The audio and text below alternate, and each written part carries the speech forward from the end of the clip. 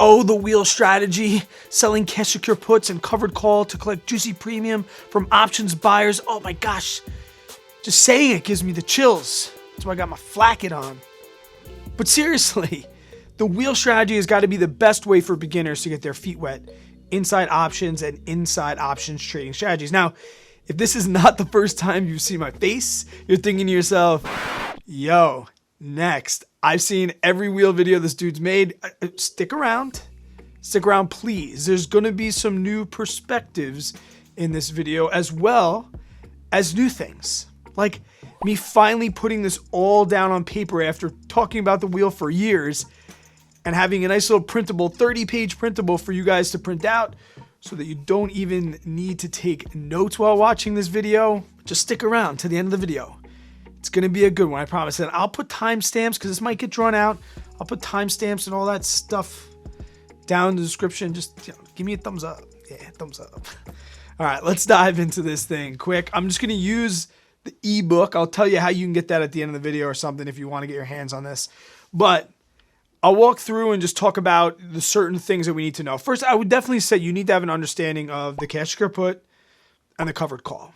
If you don't, you need to learn those first because those are the pieces to the wheel strategy. I've my most viewed videos, 150, 200,000 views. I'll leave those down in the description. If you don't know the cash secure put and the covered call, go check those out first, then come back to this. Because essentially what we're going to be doing is we are going to be writing calls and puts, but not at the same time.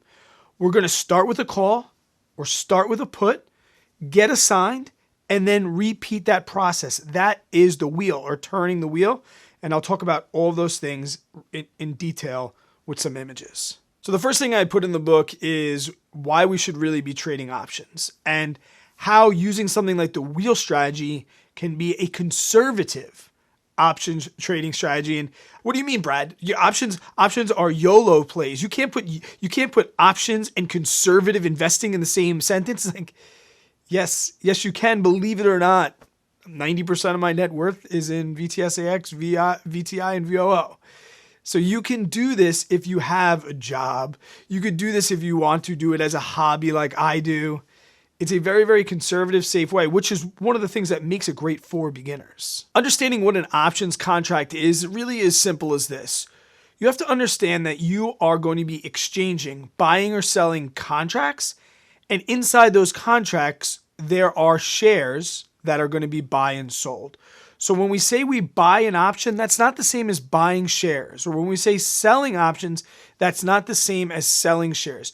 So you have to have a general understanding of what an option contract is. And really, it's a set of terms that has an expiration, an activation price, and a premium price that's agreed upon between a buyer and a seller. That's really all it is. And then the options chain is just a list of all the contracts that are available to the market to buy and sell. And we see some of those highlights of the contract right here. We have the expiration up top. We have the strike price of that stock, the current share price of that stock, as well as the premium or the value of the stock that's going to be paid.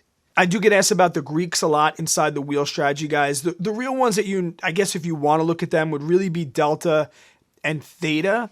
Theta, really all you need to know is that at 45 days, theta accelerates. And if you don't know what theta is, I will leave a video to all the Greeks. It's a nice little cheat code. You should definitely know. I'll leave it up in the cards in the description below. But for those of you that do have an idea of what delta means, you can use this in the wheel strategy to limit your risk per se. Right? Delta is a general representation of the buyer's success. So as the seller, if we take the opposite of delta, that's good for us. So when we start and we want to be conservative, we might look at a delta of 0.3. That means the buyer has a 30% chance. So we have a 70% chance. So looking at delta can help you there. Frankly, I don't look at that anymore now that I have some experience. Really, the only thing that affects my strike price is my cost basis and what I'd be willing to pay for the shares. But you can really use delta just to be a little bit safer and avoid some risk as opposed to writing it right at the money. And in this example, guys, I showed delta as 0.4484, so essentially 0.45. What that means is that the buyer has a 45% chance of this option expiring in the money. So you have a little more than half. And we can see that little more than half because it is right at the share price. When you're right at the share price, you got a pretty much a 50-50 shot. That's when you're going to see deltas really, really close to 50. As you go further away from the share price, you're going to see delta either increase or decrease depending on if you're going into the money or out of the money. A very, very important thing to understand, whether you're doing any type of options play or the wheel, is knowing your outcomes. And I really wanted to focus on that in the ebook. And I have an example of a stock right here that we're doing, and we worked all the way through it. We talked about all the possible outcomes that you need to understand in the wheel when you are selling calls and selling puts, because there is this risk of getting assigned and having your shares called away or having to purchase 100 shares. So we need to understand what's going to happen if we're going to get assigned. What happens if we want to buy to close our option and maybe roll it out so it doesn't get assigned? How do we protect that? Really, the maintenance is what's going to dictate your long-term success. We are going to be doing this over a long period of time and increasing our portfolio value by 10 to 12% easy every single year. But you need to know your outcomes. You need to have a strategy of planning the call of the put, maintaining the call of the put, and then what happens after all the possible scenarios have run dry. So for those of you that are like, oh, wow, I don't know how to close, once again, search Brad Finn closing options. There'll be videos there, I promise, and I'll link some. But I also did cover in the ebook too, so it is right there. And I also talked about the pros and the cons of the covered call. I'll run through these quick, guys. The covered call, one, you need 100 shares, right? Because you're going to be using that 100 shares as collateral inside the covered call. So if you're going to be doing this with a quality stock that you want to own long term, it can get a little bit expensive, but I think of that as like the time to educate yourself. Start building yourself up to 100 shares if you want to start with the call. And then by the time you get to that 100 shares, you'll have all the education and you'll be ready to start writing calls right then and there. Guys, the next one here is tax burden, guys. Premium is taxed at your regular income. Okay, it's a short-term capital gain, so it's taxed at your regular income. So with all this assignment and buying and selling, we really need to think about the tax burden, which is why you should not do this if you have 100 shares of a stock and you've held it for a long time and there is a huge amount of unrealized gains. Please, guys, think about this as a new strategy. Don't think about this as, oh my gosh, I have all these shares with 100 shares that I've had since I was a kid and now I'm going to start wheeling them. That can get really, really tax inefficient if you have unrealized gains, because like I said, we don't want to get assigned, but you are going to get assigned in the wheel strategy. And the last real con, guys, is your potential for profit.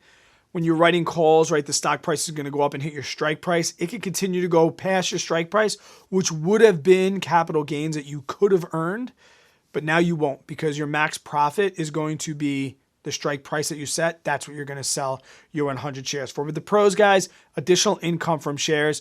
Like I said, with your blue chip dividend stocks, which is really what I love doing the wheel strategy with, I think it's very safe to say, and if you can get down in the comments if you think this is far-fetched and you've been doing it for a while, I think 1% a month is easily an addition that you can make on top of your capital gains growth. And that sounds crazy, but I've been doing this for now 3 years, and I really feel like that's a conservative number. So if you were doing this with VTI, right? I'm doing it with VTI. If you're doing it with VTI, you can expect about an 8% return. I think it's safe to say that you can get an extra 1% every single month and turn just holding 100 share of VTX into an 8% return into a 20% return. Doing this lowers your adjusted cost basis on the share. So whatever you have your 100 shares, whatever the price of that is, that's your cost basis. Every time you collect premium, you're essentially taking away or getting some of that money that you paid for the shares. So it does help you get an adjusted cost basis. I think with Vuzi, I'm pretty close to, if not at a zero cost basis, because of how long I've been wheeling them and how early I got in with them. I think they're like my first free 100 shares I've ever earned from just doing the wheel with them. More pros is it gives you a little bit of downside protection. If this stock that you really like starts to trade flat or even down a little bit, it's a way for you to make money, right? When we own shares, the only way we get paid is if the stock goes up in price. But now if it goes sideways or down in price, now you get a little bit of downside protection because you can earn some income by writing calls above your basis. What are the pros and the cons of the cash secured puts? You need that cash collateral, right? So you either need to own 100 shares, kind of the same con as in the covered call. You need to have 100 shares or you need to have enough money to purchase 100 shares. I do not suggest trading on margin. That's something called a naked put, where you essentially don't have the cash to secure your put. that's not what this video is about. This is all about the cash secure put. So you do need this. And guys, I say, like, don't rush into crappy, cheap stocks. Don't just jump into it just to start doing it. You need to have stocks that you are willing to hold long term, that you're not necessarily married to, but you definitely don't want to be bag holding a crappy stock at the end of the day. It's just not worth it. And then the max loss essentially here, if it goes down to 0, you have to buy it at the strike price still. So if you put a strike price of $10 and it goes down to $1, that means you have to buy 100 shares that are worth $1 for $10 each. So like I said, it could dive down. Same as you lose that unrealized capital gains above your strike, this one you can get a loss all the way down to 0. The pros of this, and kind of why I love the cash secure put right now, great in down markets. So a great way to make money in down markets. We want to write our puts on red days and we write our calls on green days. It allows you to really search for the value that you want. And when I really understood how to find the fair value of a stock, this became golden. It became awesome. Now I can say, I think the price is here. And I can start writing longer cash secure puts for like 6 months, even a year, to guarantee me a return on investment and ROI, because I know my risk, my collateral. I know how much premium I'm going to collect today, and I know how long I can hold that for, and the premium is mine regardless of the outcome. So there, I guarantee, if I can find something that's 1 year away and I collect premium that on 1%, I could get 12% in just one trade. So that's why I really like doing the puts. And once again, you get to set all the terms of the contract. You can set the expiration. You get to set the strike price. You are pretty much in control of everything except for what the stock does after you write the put. And I go a little bit more into stock criterias, and that's a question I get very often, like, what stocks should I be using to do this? And I really go and I list a bunch that I'm using right now, but that's like one of the questions I get. So I went into a lot of detail there. I also get this question a lot. Which do I start with? Do I start with the covered call or do I start with the cash secure put? So first, I guess you'd want to maybe start with the call if you knew you needed 100 shares now, but maybe you have like 30. So you already have like a head start on getting to 100. So maybe that might be a reason to start with the call, right? I had you say to myself, all right, I want to do this. I'm going to get to 100 shares. I currently have 65 of them, right? I'm just going to try and get the remainder of those 35 stocks. So that would be a time where you'd start with the call. I think if you already had a certain amount of shares and you were considering trying to build that to 100. But then on the same token, you might be saying to yourself, I don't want to build myself to 100 shares of this stock. I want to build myself to 100 shares of another stock. You could sell that, giving you the cash to now start putting money aside and saving for your first cash secure put.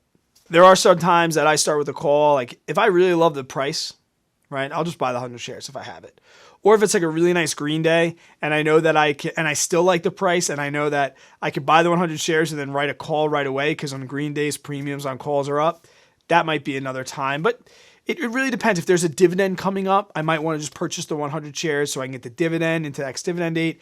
So there are some, but there's no right or wrong. I've done both. It doesn't really matter. It's really like at the time I'm about to pull the trigger, which market conditions are most favorable that day.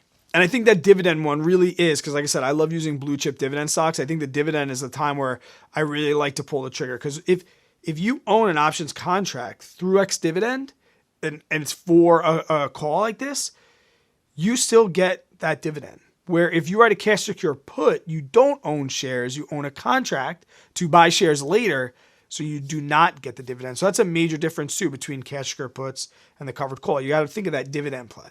If you've been here before and you're still here, thanks guys, give the video a thumbs up. But managing your position, I close all of my options. I've done videos about them. Another one I will link down in the description and in the comments. But I've been burnt so many times on Friday trying to squeak out a few percentage points. Guys, write the call, write the put, get the premium. And then as soon as you get to 70, 75%, buy to close that bad boy, close it up because you're going to roll it out now 10 days. It's going to be a longer time to expiration. You're going to make up that difference of the buy to close. I always try and manage my position. I always try and say to myself, okay, what is the price that I am going to exit this position? I set a limit. It's usually about 75%, and I'm out of there. It's as simple as that. That's really the only management that you really need to do. If it never gets to 75%, you're either going to get assigned or you're going to roll it maybe at a credit for, a longer date and expiration. There's many different ways to manage it. But for me, I'd say 90% of the time, If it gets to 75%, I'm closing the option up and I'm just going to start all over. If you're interested in the ebook, guys, I guess you could email me if you have a Venmo account. Like, you Venmo me and I'll email it to you if you trust that. If not, you can get it for the same exact price inside the Patreon. There's a tier that's just for the book, so you don't have to worry about Discord chats and all that. You can just get the printable version of the PDF. And then also, too, if you are a member of JJ Buckner's Eyes course, there's a 50% off coupon down in the description.